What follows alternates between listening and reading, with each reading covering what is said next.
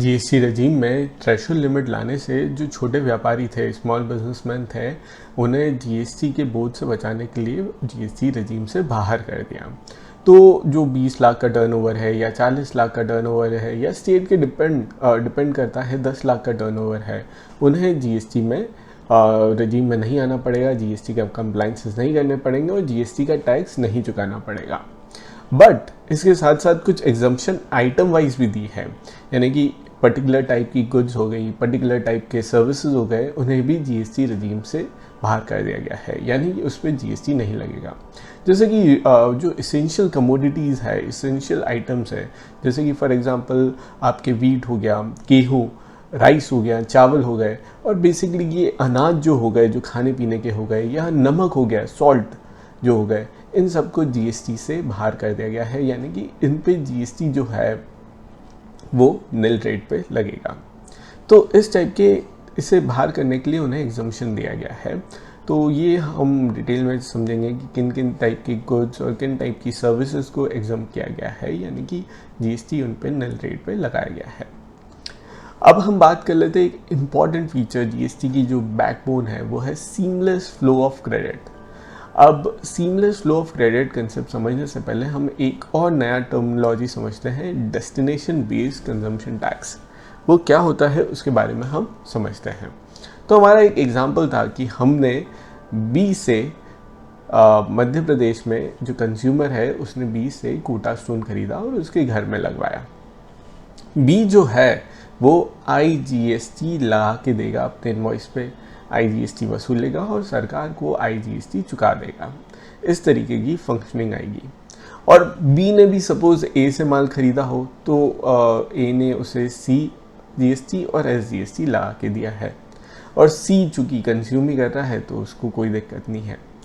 अब हम बात कर रहे हैं डेस्टिनेशन बेस्ड कंजम्पशन गुड।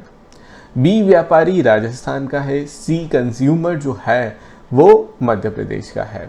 अब बात कर रहे हैं कि इस ट्रांजैक्शन में जहां बी सी को सप्लाई कर रहा है, जो टैक्स है वो किसके हाथ में जाएगा, राजस्थान गवर्नमेंट की मध्य प्रदेश गवर्नमेंट। ये बात बहुत सिंपल सी है कि 50% तो सेंट्रल गवर्नमेंट के पास जाने वाला है, बाकी जो 50% है वो राजस्थान गवर्नमेंट के पास जाएगा या मध्य प्रदेश गवर्नमेंट के पास जाएगा, वो डिटरमाइन करना है। तो बेसिकली जैसा ये टर्मिनोलॉजी का नेम है, डेस्टिनेशन बेस्ड कंजम्पशन टैक्स, जहाँ पे कंज्यूम हो रहा है आइटम, जहाँ पे कंज्यूम हो रहा है गुड्स या सर्विसेज, वहाँ की सरकार के पास उसका टैक्स रेवेन्यू जाएगा। यानी कि जो 50% स्टेट का जो हिस्सा है वो मध्य प्रदेश स्टेट पे जाएगा इस एग्जांपल में। क्यों? क्योंकि कोटा स्टोन जो है वो कंज्यूम मध्य प्रदेश में हो रहा है, और उस कोटा स्टोन की डेस्टिनेशन कहाँ थी, भले ही से वो स्टार्ट राजस्थान से हुआ है बट डेस्टिनेशन मध्य प्रदेश में है, तो फाइनली टैक्स जो है वो मध्य प्रदेश में जाएगा। तो ये वाली चीज़ है कि जो रेवेन्यू है वो कंज्यूमिंग स्टेट्स के पास अक्रू होती है, यानी कि उनकी कंज्यूमिंग स्टेट के पास ही वो रेवेन्यू जाएगी। अब यहाँ पे दो स्टेट्स आ गई है, राजस्थान और मध्य प्रदेश। राजस्थान चूँकि माल भेज रहा है तो उसे एक्सपोर्टिंग स्टेट भी बोला जा सकता है, क्योंकि वो माल एक्सपोर्ट कर रहा है, अपनी स्टेट के बाहर बेच रहा है। और मध्य प्रदेश इंपोर्टिंग स्टेट कहा जाएगा, क्योंकि वो माल को अपने यहाँ ला रहा है, इंपोर्ट कर रहा है। तो जो है मध्य प्रदेश इंपोर्टिंग स्टेट हो गई और राजस्थान एक्सपोर्टिंग स्टेट हो गई। जहाँ पे माल आ रहा है वो इंपोर्टिंग स्टेट हो गई, जहाँ से माल जा रहा है वो एक्सपोर्टिंग स्टेट हो गई। जैसे कि जो नॉर्मल इंटरनेशनल ट्रेड में होता है, वैसे ही हम स्टेट वाइज स्टेट में भी वही एनालॉजी लगा सकते हैं। तो इससे ये समझ में आता है कि एक्सपोर्टिंग स्टेट के पास टैक्स नहीं आएगा, इंपोर्टिंग स्टेट के पास टैक्स आएगा। अब एक्सपोर्टिंग स्टेट में भी पहले एक ट्रांजैक्शन हुआ था जहां ए ने बी से माल खरीदा था।